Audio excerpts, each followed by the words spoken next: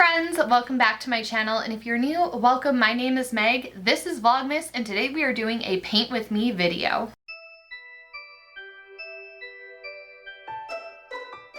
I am so excited to share today's video with you because it is yet another side of myself that you may not be familiar with. You know that I love makeup. I love makeup artistry, but I also love traditional artistry as well. And something that I offer are pet portraits. So that is like a whole other thing. I'm not trying to like promo that or anything, but I did get some orders in for pet portraits for holiday gifts, and because these have been approved, I feel comfortable sharing them and they have been shipped off to their homes. So I just kind of wanted to show you the process of a paint with me video is a different kind of content. So let me know in the comments down below if this is the kind of content that you would like to see more from me on this channel. I'm really curious to see. Vlogmas has been kind of this experiment to me of seeing what my audience is responding to, what you are liking, and what you seem to be watching the most of. So if you could let me know in the comments, like if there's anything other than beauty content, what else you would like to see, I would truly appreciate it. It gives me a lot of insight, helps me out, and of course, it helps you out because you may be seeing more content that you're looking for. So let's dive right in. I do want to talk about supplies really fast before I get into it. So this is scrap paper that I have from other watercolor projects that I've done in the past. This is what I will use for my palette and mixing colors to make sure that the color is what I want it to be before I put it on the paper. So I do have this scrap piece of paper. I have this koi watercolor that I got a couple of years ago. So it is starting to dry up a little bit, but it still works really well. As you can see here by the color swatch card, there is a nice array of colors, and of course it's easy to mix and match these colors. I got it for a pretty good price. I will see if I can find it on Amazon to link to you. And basically it came with this brush, and the idea is you fill this with water so you can just like easily access and like mix and match the colors. So yeah, that's my little watercolor kit that I have, and this is a palette that you can use for mixing and creating your watercolors, and then because it's watercolor, it's easy, you just rinse it off and you're good to go. Here I have my little jar, and the jar is actually what I'm going to keep water in, and here are some other paint brushes that I have that I like to use for watercolor. I know the lighting isn't the best, but these are Winsor Newton brushes. The largest one that I have is a 6. I don't know if I'll be using this for today. It's pretty big. I'll probably mostly be doing a lot of work with the 4 for the one cap because it's pretty solid in 2 colors. And then these 2 little detail brushes that I have, this is a Winsor 000, and then this one is actually an Artist Loft brush Vienna, and this is number 18. It is super small, super detailed. This is a Velvet Touch Princeton brush, fancy. It's a number 2, and it's, you know, good for either watercolor or acrylic. And again, another Princeton. This is Aqua Elite number 10. Short liner brush, and again, it said watercolor or acrylic, and this is a number 2. So I do use a pencil for sketching and a knead eraser. This is like a must-have for watercolor because you're going to lightly sketch out your designs, and then you need to, like, I do stamping motions, as you'll see, because you need to erase 90% of the line, because with watercolor you will see the line work, and even if you're using markers afterwards to outline certain things, you don't want your pencil mark to stay there. So I love using this. It lasts forever. I've been using this a little bit for like 2 years. So yeah, you use this to basically stamp out 90% of the pencil work. And some other watercolors I have are Winsor Newton. Maybe I'll end up using this brown. This is in the color Raw Umber. But I just had like some basic colors because these are on more of the expensive side. And honestly, because everything I need is in this watercolor kit, it's rare if I actually reach for these, especially because this is such a light brown. Like, maybe I'll end up using it, but I kind of doubt it. And the last thing for supplies are these fine line markers. These are a must-have, especially if you're doing something small like on a 5x7 or an 8x10. These are fantastic to have because the finest one is super, super fine for very small detail work if you need it. And then the biggest one is about the same size as a typical Sharpie fine point. So that's the range. So this ranges in sizes 005, 01, 03, 05, and 08. These are by Prismacolor. So just for comparison reasons, here we have the finest point versus the thickest one. So I will make a line with the thickest one there. And then next to it, I will put the thinnest one.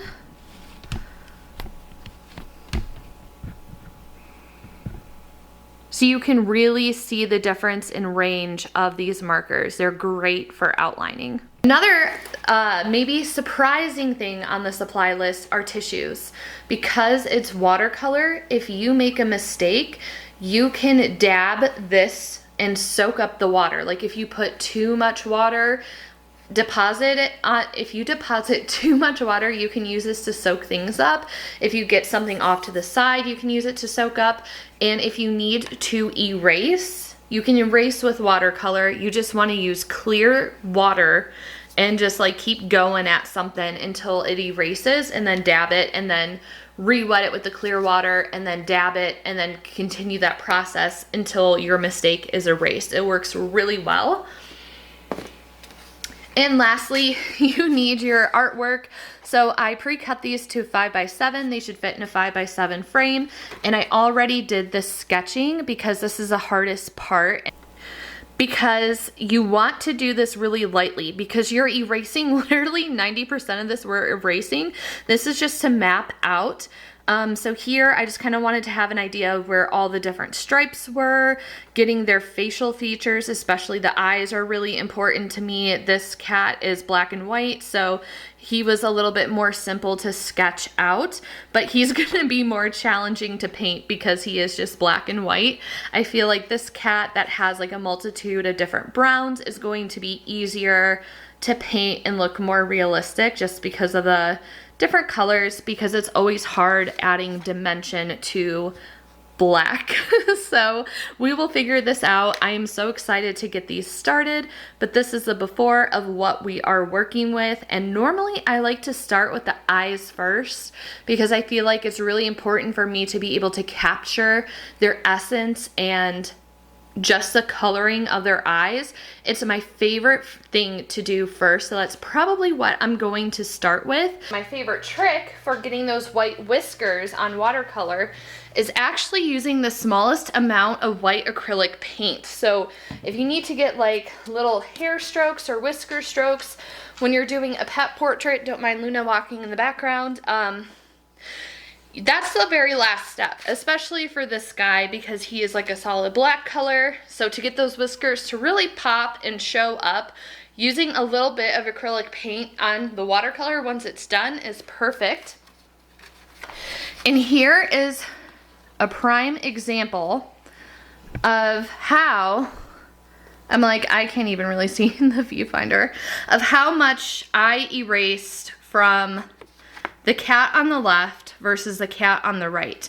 These stripes I'm gonna go over again because they're a little bit too dark, but you can barely see the sketch, and even this is almost too dark for what I want.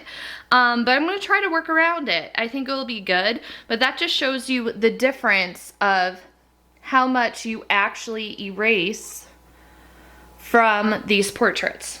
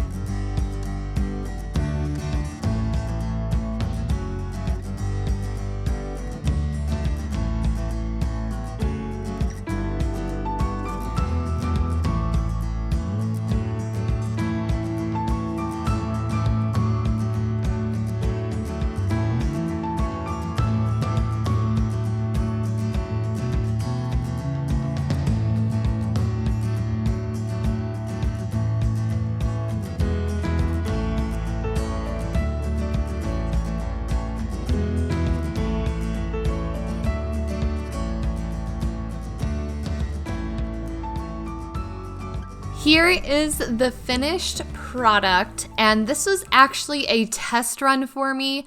I am a little out of practice with my watercolor, so this is a test run, and I'm actually going to be doing the actual portraits off camera now, but I wanted to do a paint with me video for Vlogmas just to see how you liked it.